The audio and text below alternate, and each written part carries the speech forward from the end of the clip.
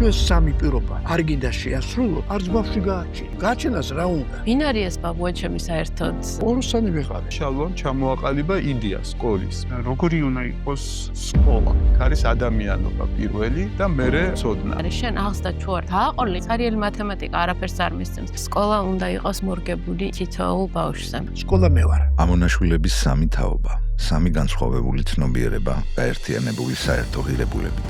შალვა, პაატა და ნინო ამონაშვილები ქმნიან ჰუმანურ პედაგოგიკაზე დაფუძნებულ უნიკალურ საგანმანათლებლო სივრცეებს. მათი მიდგომა ეფუძნება სიყვარულს, სწავლას და სწავლებას სიყვარულით.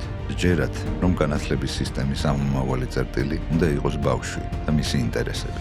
განათლებაში რევოლუცია ვერ მოახდინა მთავრობა. ემას ვერ ახერხებენ სამწუხაროდ პედაგოგები და საგანმანათლებლო სისტემა. ხარისხს არ უყურებენ და რეფორმას არ ქმნიან. სკოლა არის სახე იმ ცნობიერებისა, რაც უმეტესობას საზოგადოებაში აქვს. აი აქ არის ჰუმანური პედაგოგიკის მთელი საიდუმლო. კაცმანის სხვა პოდკასტს წარმოგიდგენთ დეველოპერული კომპანია Homeri.